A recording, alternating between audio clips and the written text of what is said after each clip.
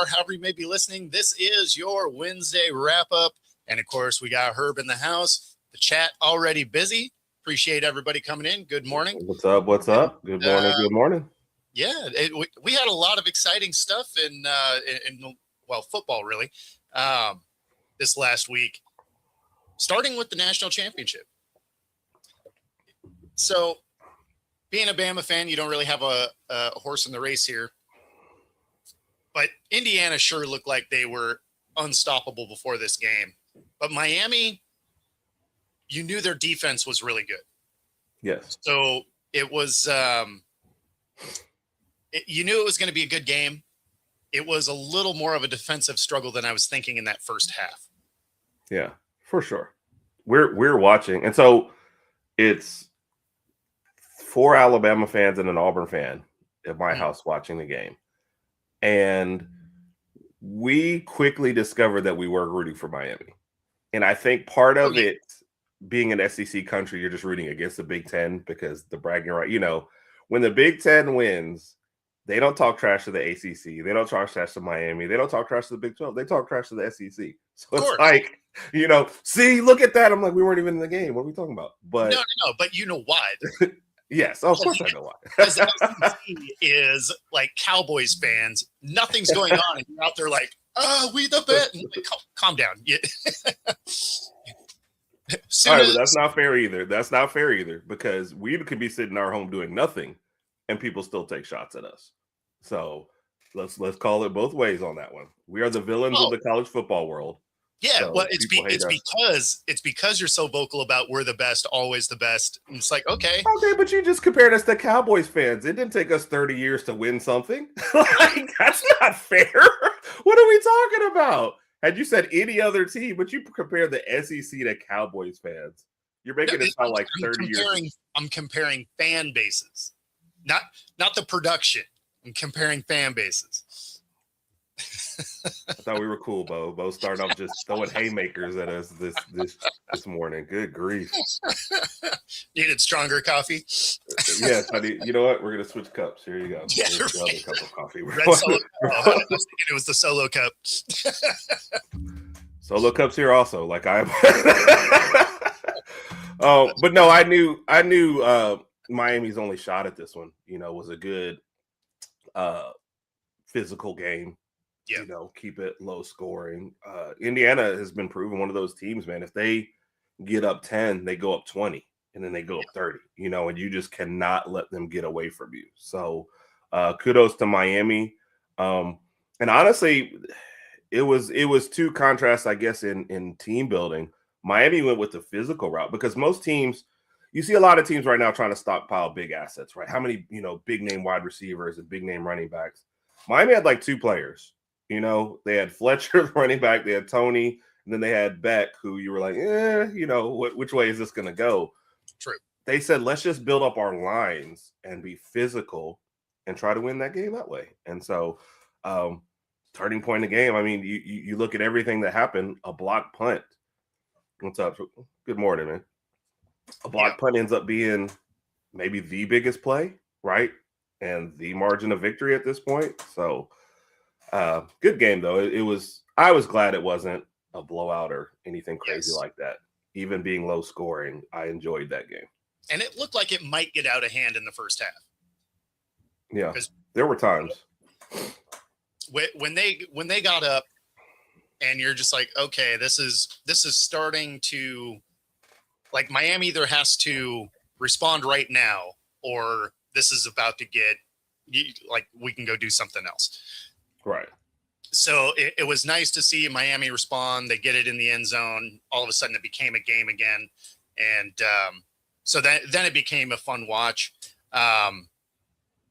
Mendoza really solidified that he's going to be the number 1 pick. Not that there was any doubt, but when you saw his effort in this game, I don't see a scenario where he's not a Raider. And one of the plays that I'm talking about, I do have the clip of, which is this right here. His scramble, he sheds like 4 hits to get in the end zone.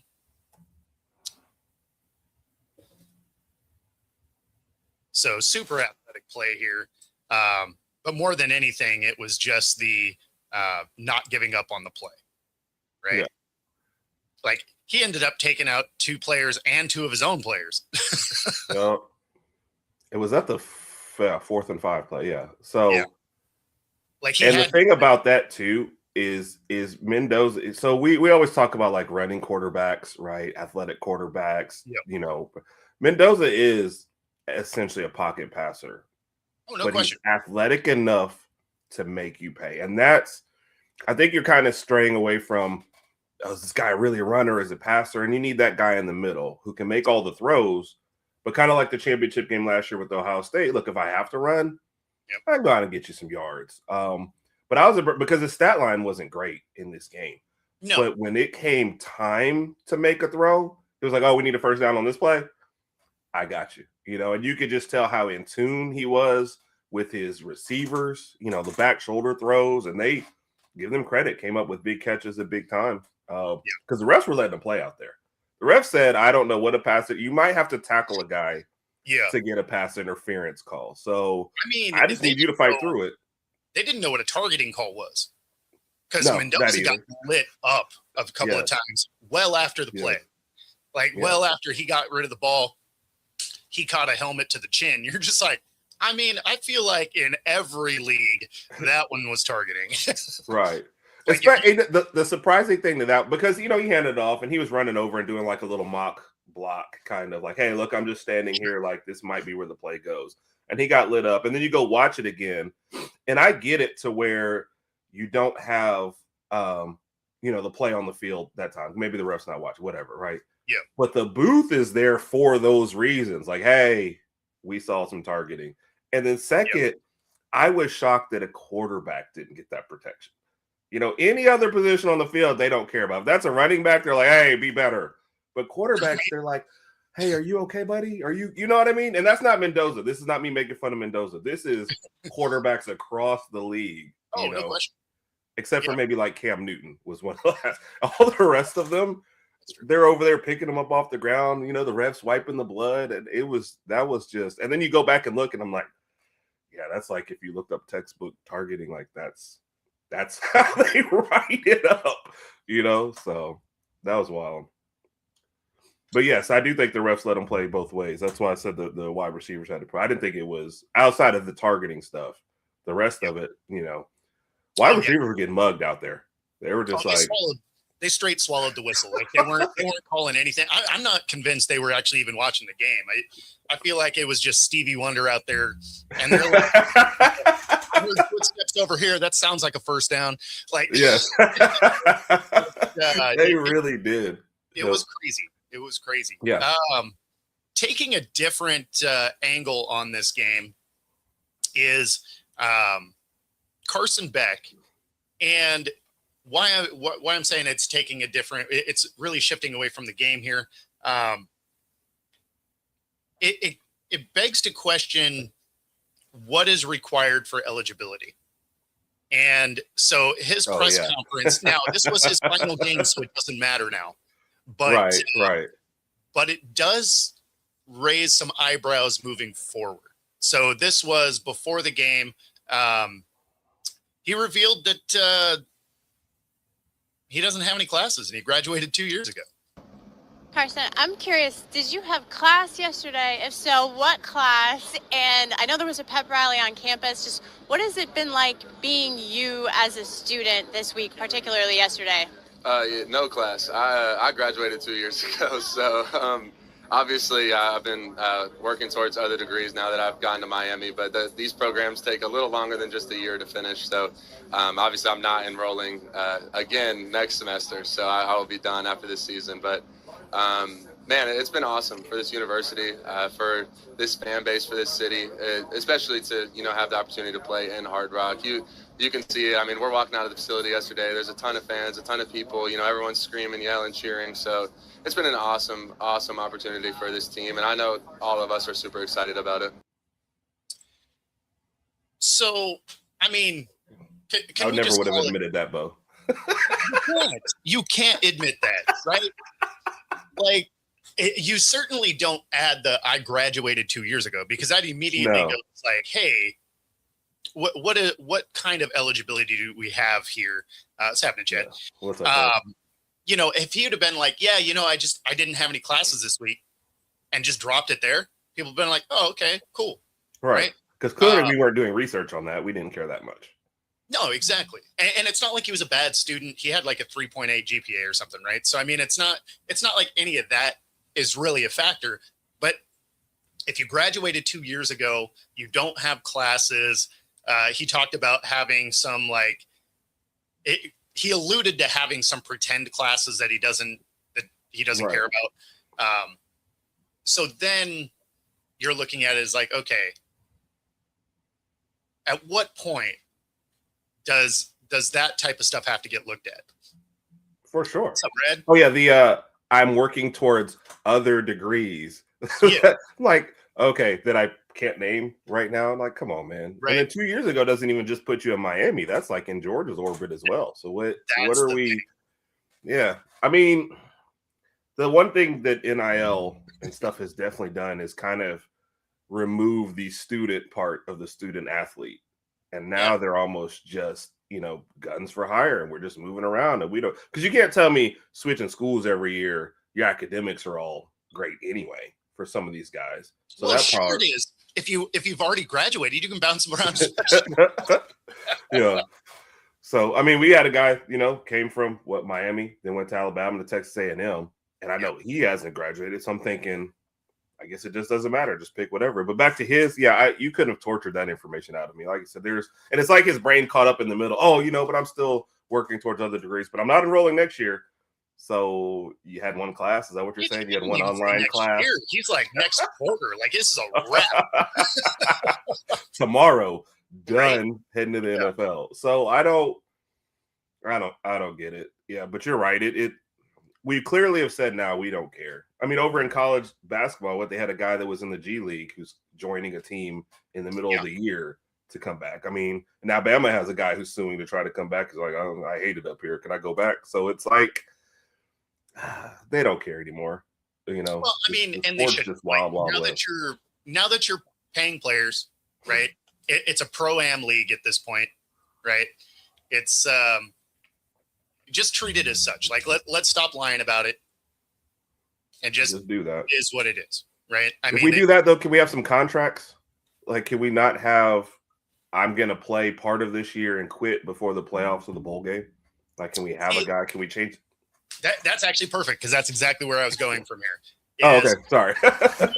That was exactly where we were headed because you're looking at players that are getting sued by schools. We have one of them right here in Washington.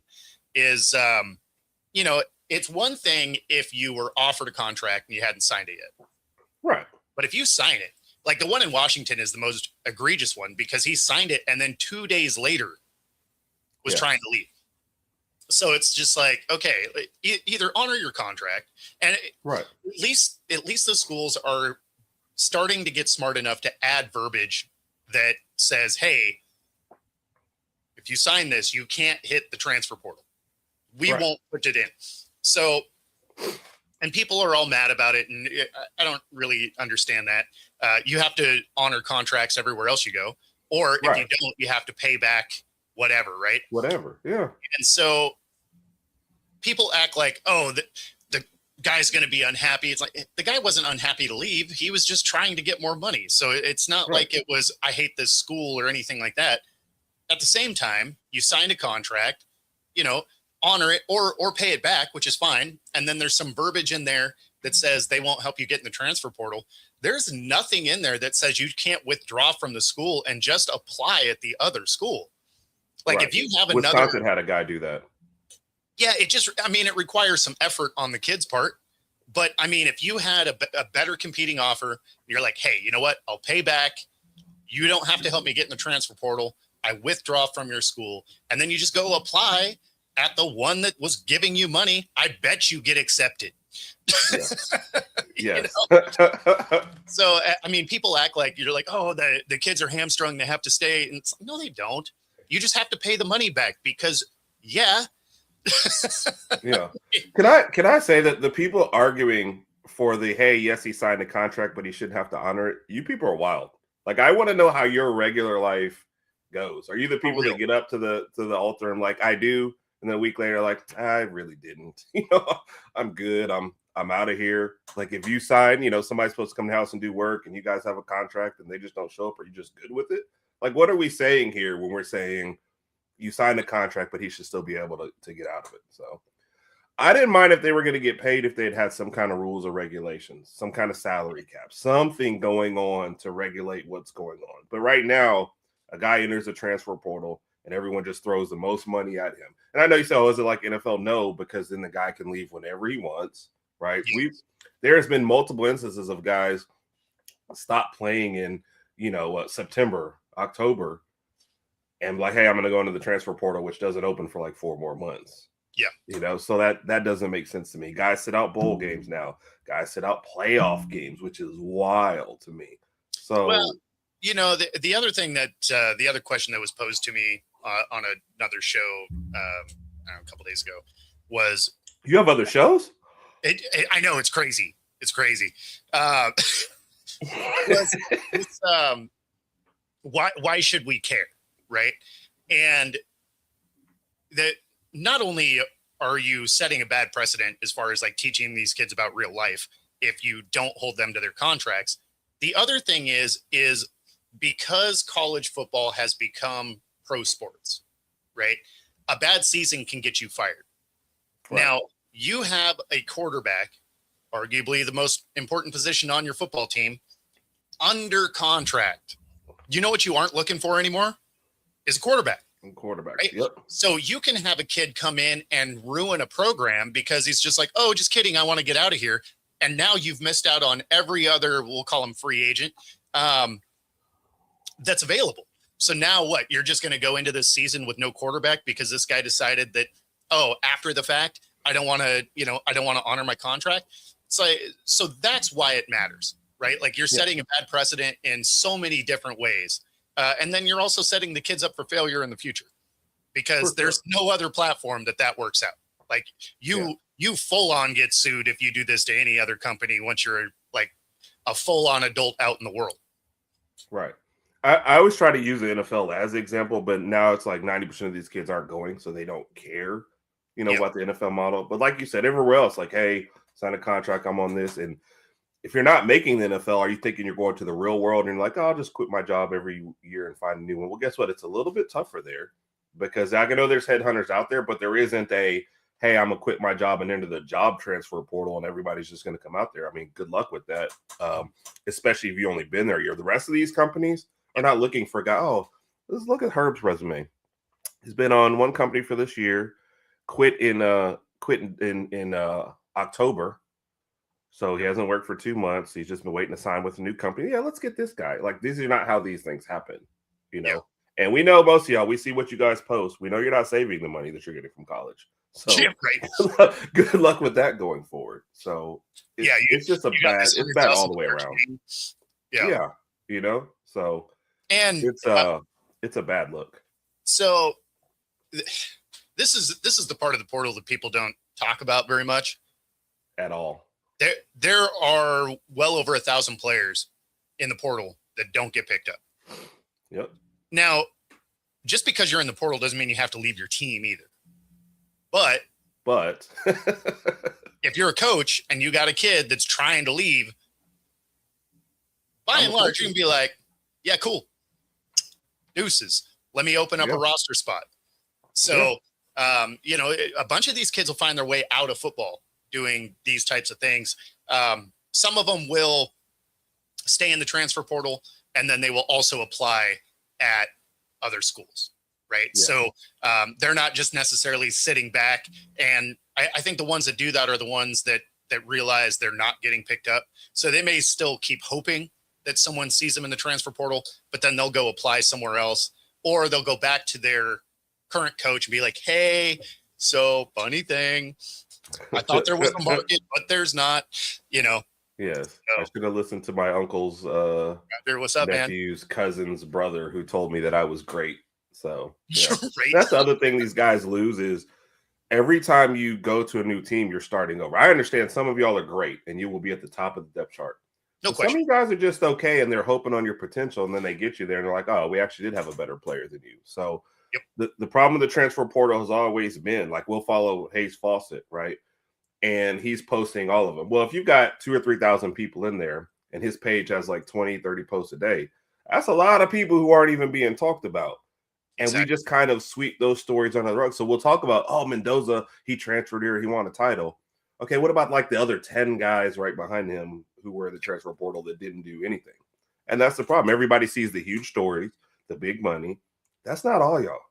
Some of you Well, would be better. that's because nobody Stay wants where to you talk are. about a 2-star No. recruit that's coming out of Tulane that's in the transfer portal that's seen 4 snaps this year. Like nobody's talking about that because, Mhm. and they're like, oh, I'm better, but I need more, I want play time. It's like, well, D2 may be the deal. Like, Yeah. And I think that's what a lot of these guys do. They end up having to drop down or go for something else. But yeah, it's just a goofy, dumb situation. And like I said, we talk really great about all the wins and we sweep the losses under the rug. And every year, more and more kids are getting in there and thinking they're getting rich. And I think too many of them have somebody in their ear telling them how great they are versus, look, man, if you only got 4 snaps here and you know this whole system, why not stay here another year and try to work your way up versus, I understand coaching change, maybe you need to get out. But other than that, Yeah. why not No, work at it? player development is at It's an gone. all-time low, right? If you're looking at the college and pro level, like you better have had all of the development you could possibly have by the time you're done with high school, because since college football is pro sports now, they're not really into building programs, right? No. They are into keeping their job. And Yeah. so that's why you see a lot of these schools that are so heavy in the transfer portal, they look at like 12 high school kids now. Like it's harder for kids coming out of high school to get into college on some of these premier programs because they're so active in the transfer portal. They're like, yeah, we're just trying to like win and keep my $10 million a year job, because you don't have the latitude to actually develop talent anymore. Right. Yeah. The flip side of that, though, also is a lot of these big programs are losing a lot of their depth.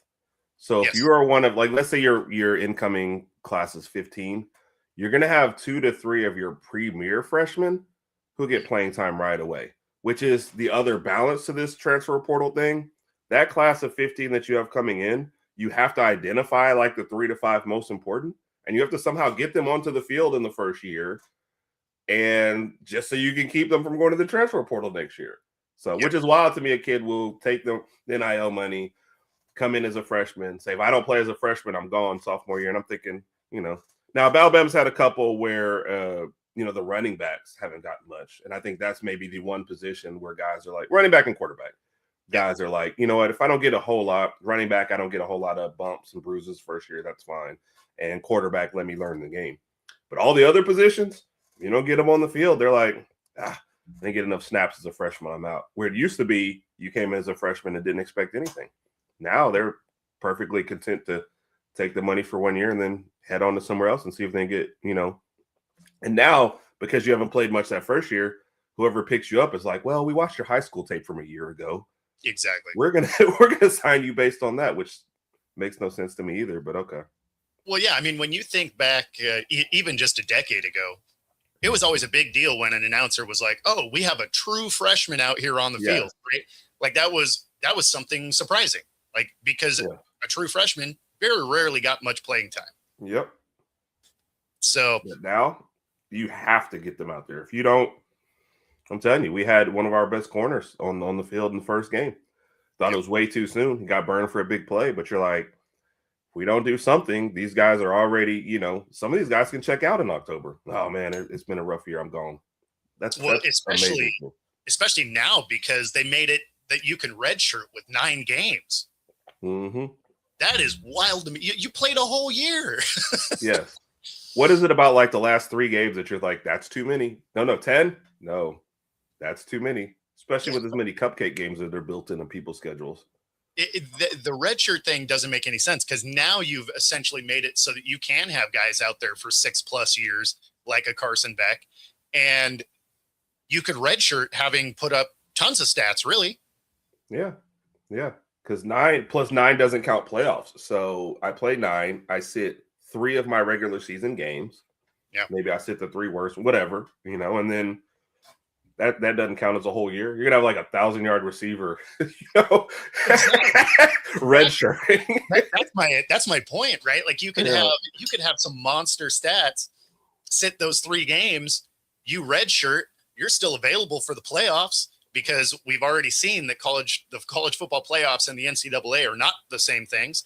And so, I mean, it's just like, what are we even doing right now?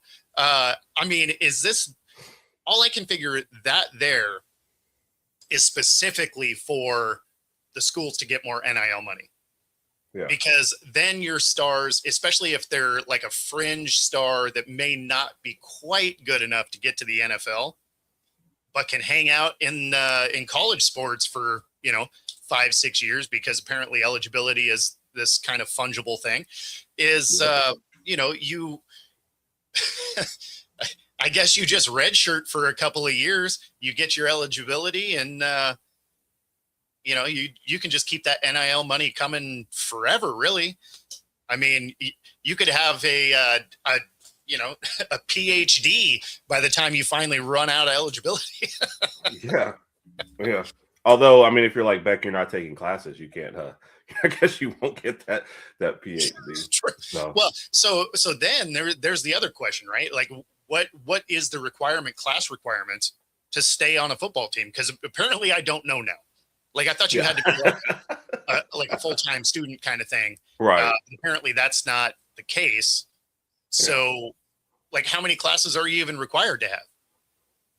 I mean, he made it sound like he didn't have to go to class. So does that mean he has like an online course that it's like typing, right? And there hasn't been typewriters in 25 years. Like, right.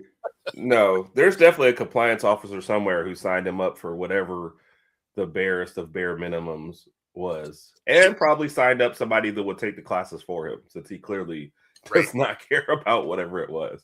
Yeah, it was probably like a weight training class in the morning or something. So yeah, as long as you hit the gym by 8, you get credit for it. Like, oh, okay, sounds great. So perfect. I was gonna do it anyway, so yeah. It's not college sports anymore, man. They have. I hate when they say it's the pro model, because at least the pro model has some kind of rules. College, they're getting rid, and now they want to move to 16 or 24 playoff teams. So they're trying to make this thing even crazier. Yeah, 16 probably makes sense. 24 seems excessive. 16 probably that probably works. Yeah, I don't know. College sports is a mess. The only thing I guess is good is because the NCAA wasn't, kind of proactive in the thinking as far as how to roll this thing out, is at least now the contracts are starting to put safeguards in. So the schools are actually getting the guardrails on this system because the NCAA failed to act. So, I guess at least there's that. What's up, Alex? But that's one of our many 6 membership members. Yeah, members. Okay. All right. Yep. Yeah. Hey, you got to get those. They definitely help. Definitely help.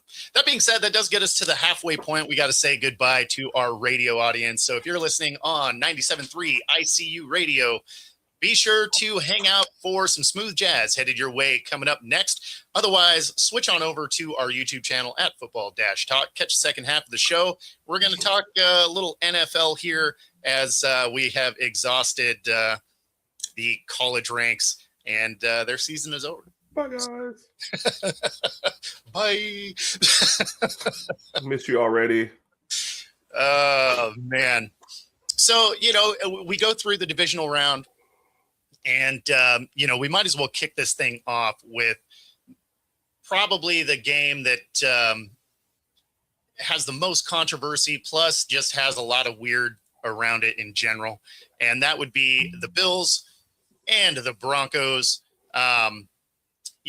Obviously McDermott gets fired. Not a big shock, right?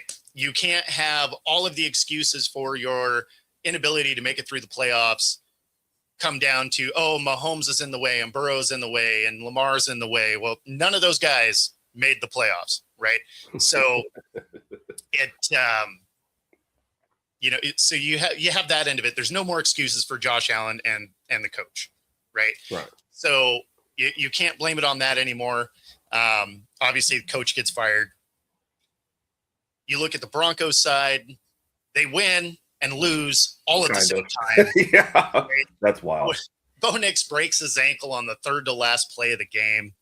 And so now you got Stidham moving forward.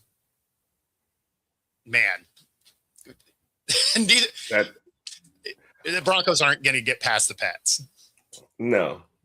Their best chance is to, obviously hold the score down. But what Stidham hasn't thrown a pass in like 2 years. This is not, this is one of those. And people were trying to say like, oh, Nick Foles. No, Nick Foles came in the end of the regular season, right, and had a chance to work up to the playoffs and at least get some kind of reps.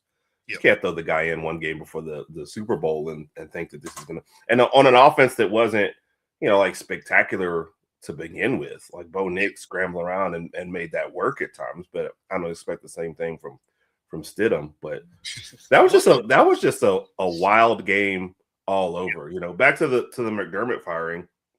Of course, I do. I listen to the losing broadcast afterwards, and when he got fired, one of the guys was like, how did Bean keep his job? Yes. We always say, if you fire the coach and keep the GM, you're saying you had all the pieces to make this work and you couldn't make it work. Other way around, you're like, hey, the GM sucked, didn't give you any pieces, but you did the best you could. I was just looking at this team and thinking, like Khalil Shakir was their number one wide receiver during the year. Number 2 and 3 were both tight ends. Like, this is not, one of your biggest plays of the year came down to Brandon Cooks. He was with the team for like 5 games. This did not look like an offense, or the pieces were all there to make this work. So I was surprised at Bean not getting moved like him. But It's also funny to me that McDermott, which I get, McDermott fell into like the hardball category. We've had enough for too long. You didn't get us over the hump. But we waited till like Josh Allen's worst game to go, okay, McDermott, that was your fault. You're getting fired. So, well, but at the same time, you can't have these built-in excuses every year and then still fail to get past the second round when nobody's there. Mm-hmm. Now, Josh Allen definitely had, his worst game, his worst postseason game for sure.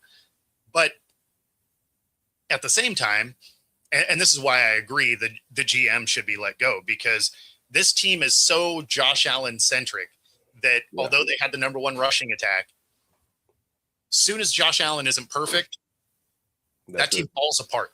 Like nobody on that team, including coaching, can figure out how to make the team rally when the quarterback is struggling, right? Yeah. You look at other teams, there's plenty of times that the team can win despite the fact that their quarterback just isn't having their best day, right? I mean, we watched Jared Goff throw 5 picks in a game once and win, right? Yeah. Do you think that was on him? I'm going to go with no.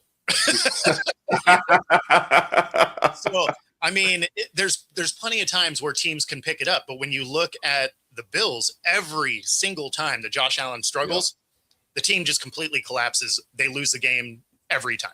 And so it's that's coaching, right? Like you can't have all those other guys on the roster, and when one guy is just not having his best day. Now, I'm not saying they should be able to overcome when Josh Allen's thrown 3 or 4 picks. Obviously, that's an outlier. You're going to lose those games 99% of the time. But when he has like 1 touchdown, 1 pick, he's not quite precise.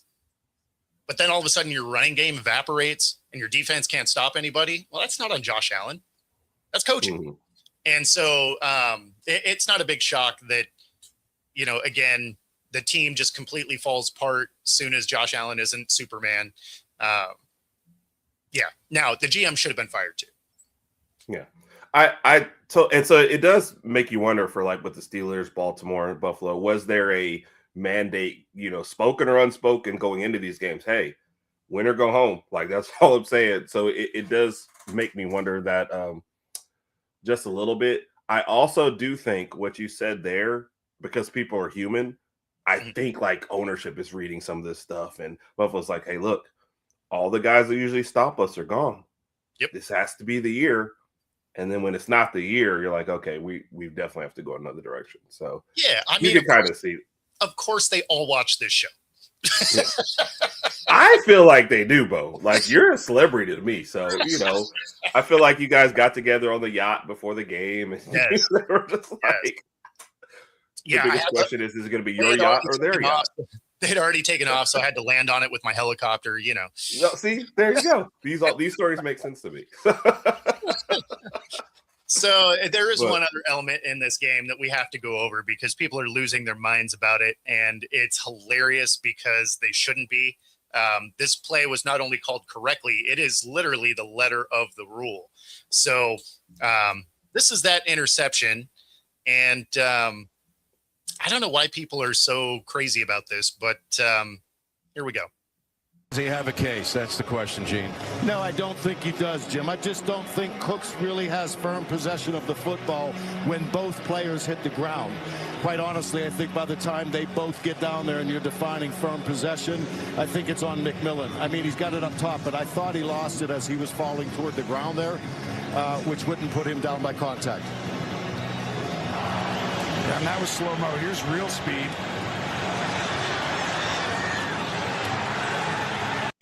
So in slow motion, it looks like he walks over and picks the ball up. Like that is definitely not the thing. So for those of you that don't necessarily know how that rule works, is you have to survive the ground. So for it to be a completed catch before you fall, you have to have 2 feet down and then make a football move, right?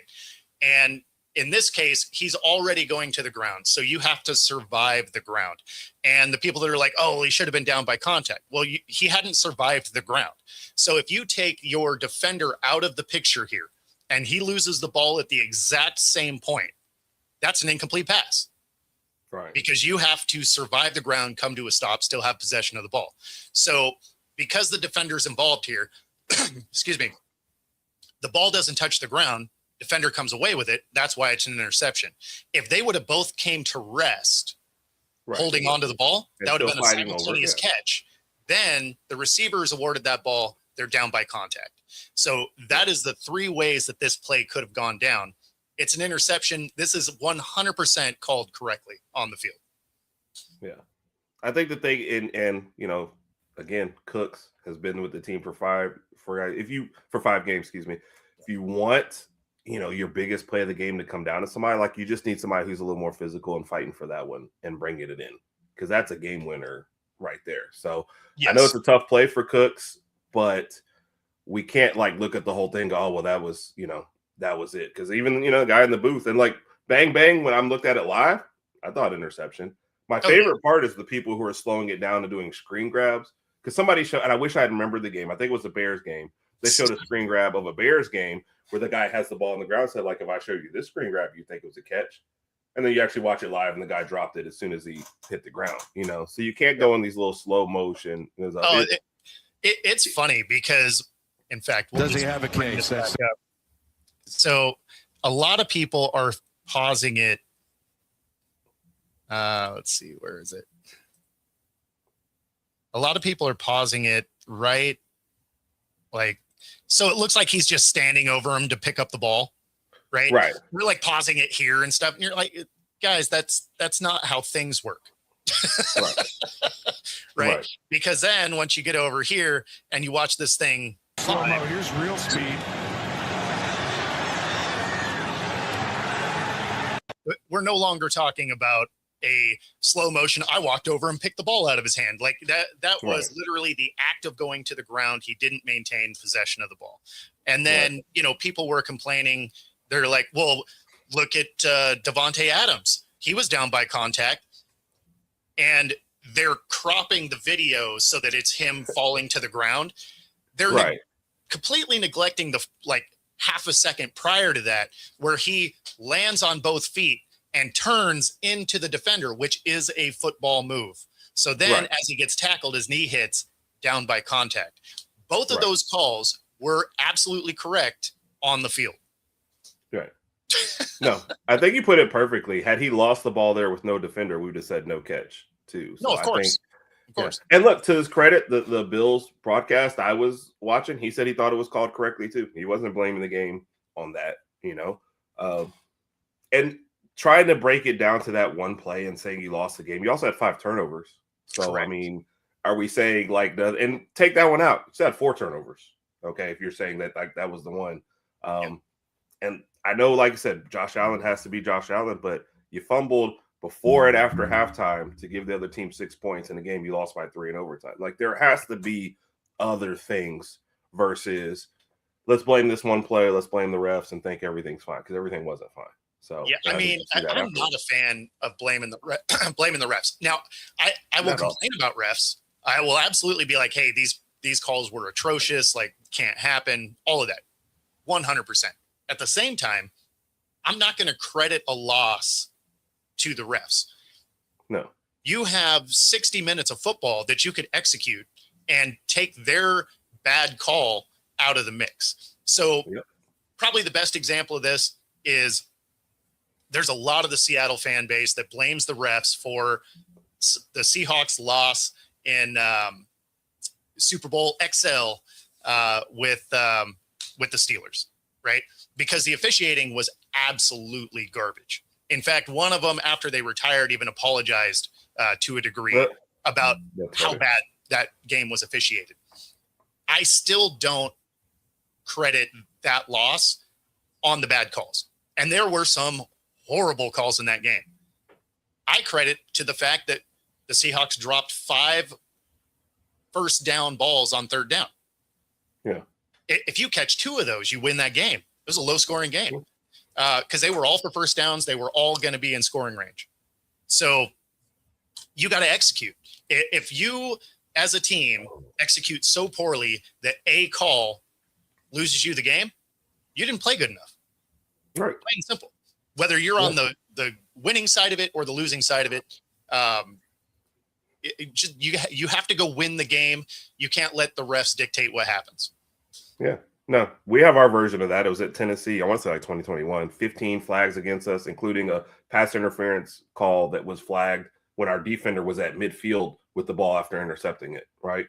My biggest memory of that, we drove down the field, got to within a 50-yard field goal range through 3 passes, and then try to kick the field goal from there instead of getting another yard with, by the way, who our running back at that time, Jahmyr Gibbs, who seems to be doing pretty well, in the NFL, and then we left 10 seconds left for them. They went and kicked the field goal, won the game.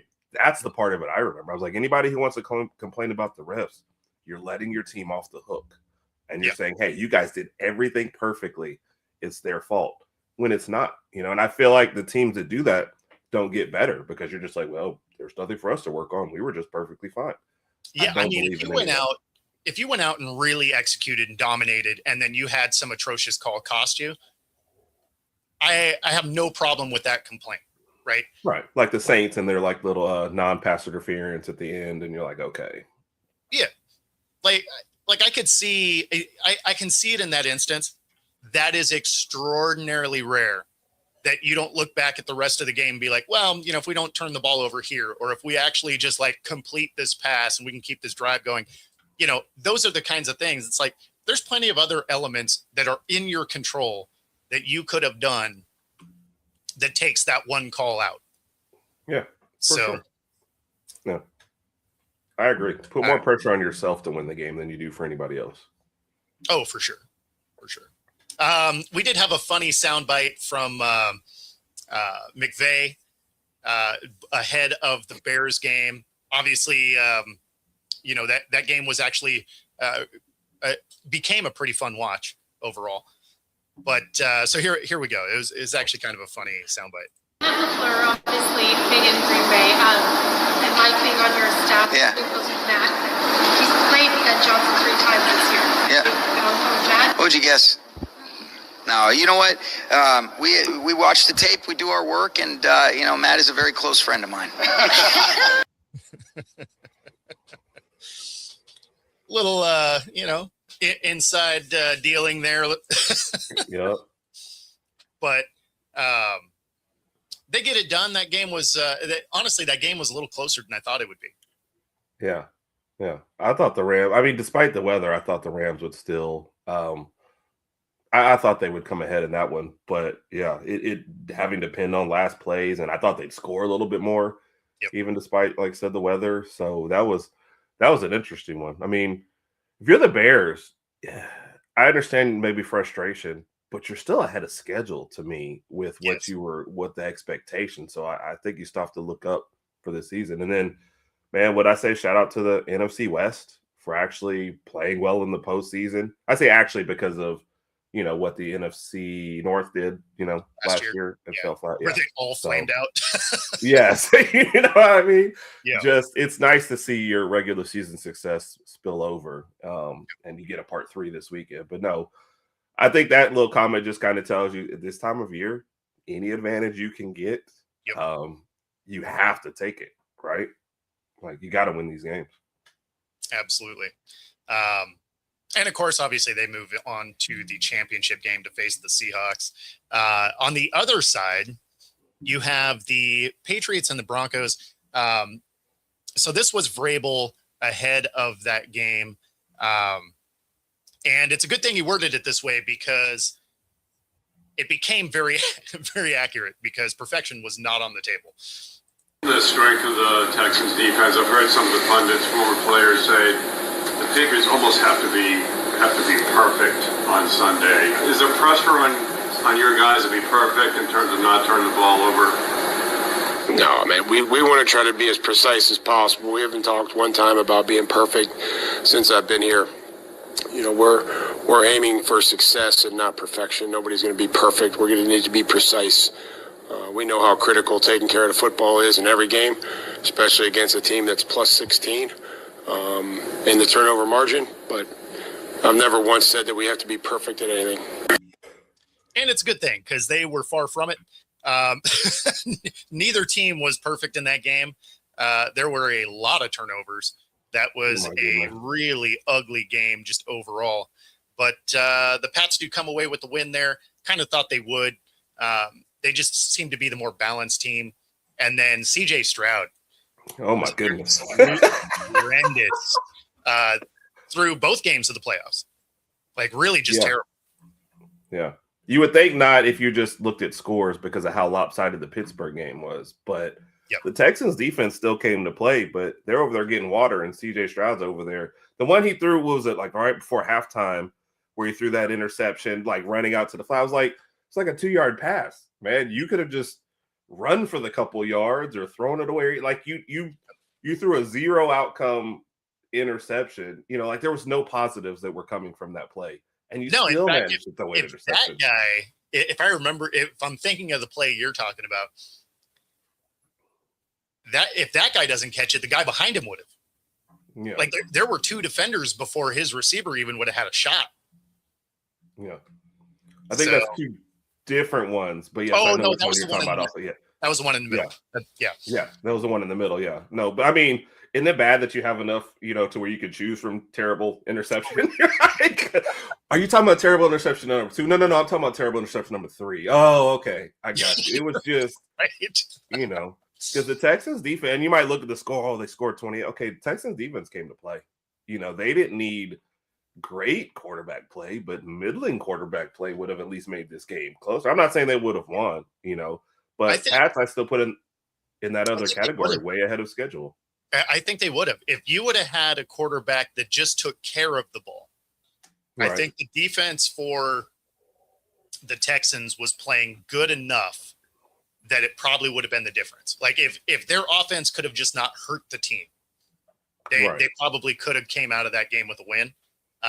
Now, that being said, the Patriots are a far more disciplined team, more well-rounded team, which is why I picked them to win the game. I didn't expect them to play as poorly as they did, though, because they also didn't look good. So it's not like it was a lopsided, oh, the Texans looked terrible and the Patriots were killing it. It's like, oh, you guys were just playing hot potato with the ball. Like, neither one of you wanted to play with it. Yeah. But I'll give, Drake May, second year, playing against, maybe the best defense in the league. So I give him credit. And I think Vrabel might be my favorite coach So I hated how Tennessee ended. So Him and I'm happy for him and Campbell are for easily sure, the for most sure. likable guys, right? Like Yeah. that you can just see the culture they're building, how much passion they just have for the game, and you're just like, oh, like, you can see why these players want to rally around these guys. Yeah. And I think you're right.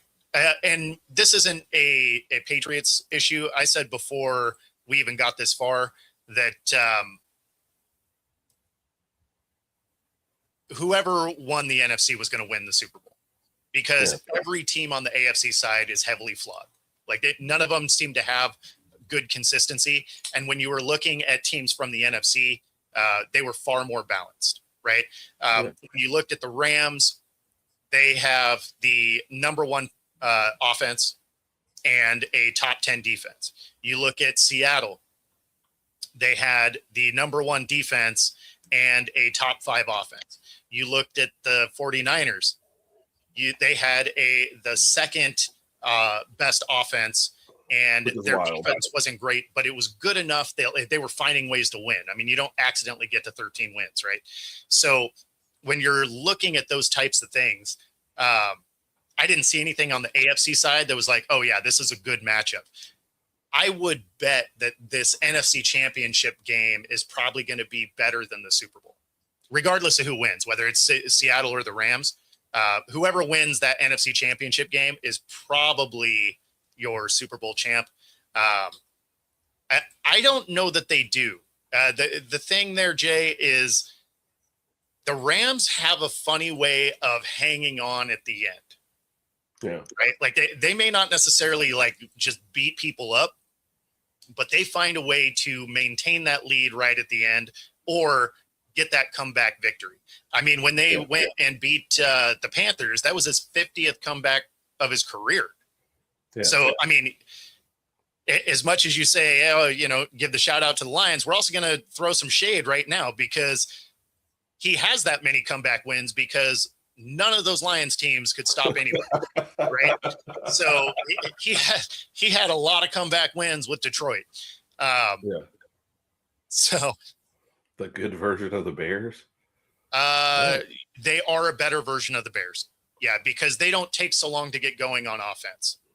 Yeah. So that is kind of the thing is you can trust Stafford to do that. You can't trust Caleb Williams to do that. Yeah. And so, I would say the Rams are a more balanced team. Obviously, if Seattle goes, they're arguably the best team in the league. The Rams are a tough out for Seattle. It's a divisional game. They know each other very well, and they stumble over each other all the time. If you look at both the games this year, the first game, the Rams win by 2. Seattle wins by 1. The second game, total point differential between the two was 58 points to 57 points for both games. The yardage is also literally 1 yard apart as far as total offense. Like these two teams match up against each other so well that I don't know how you could accurately pick this game, right? Obviously, Seattle gets the nod. It's here in Seattle. But if you're looking at it from a Vegas standpoint, you're like, I don't know, maybe some in-game prop bets because just out and out saying, oh, this team's going to win. It's like, man, I have no idea.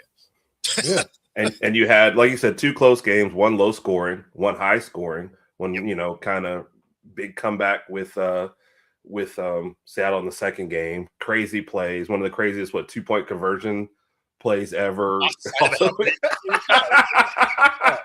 Just the way they drew it up, but no, they are so evenly matched the third time. I mean, I think it's fitting that these two are playing the third time to determine the NFC. But and like to your points on Stafford, you got Stafford, right? You got Devontae Adams, you got Puka, who's one of the best contested catch guys out there. That's what makes them dangerous. Stafford doesn't care. What was he talking trash out there at the end of like, let's go out and be legendary? At the end, he lives for those. I almost feel like he's one of those guys like, I hope our defense lets up a score here because I want to have this, 2-minute. Yeah, I want to go play some Euro ball. Yeah. Yeah, you know what I'm saying? So that's what makes him scary, And Darnold, I almost texted you. I told you this during that last game, saying, is Darnold just not it? And then he did his own, oh, we're down? I got this. Don't worry about Yeah, it. Like let's now go. I will make, you know? Yep. And I think I have the best receiver in the league. So let me just get to him and let's go win this game. So Absolutely. I'm looking forward to this game. And Jay, there is a 0% chance that I'll be at that game. I'm actually covering the Kraken game just before it. So I'm literally going to walk out of the post-game presser and then into a sports bar to watch it. So that'll be how that works out. You know, with the last couple of minutes here, there are quite a few hirings and firings, but probably can't get through most of them. So probably the one. Let's just touch on this. We'll talk about coaching next week when more of the spots are filled. We got Trevon Diggs released from Green Bay, and this is trending in a way that's very funny to me because people are acting like this is a surprise.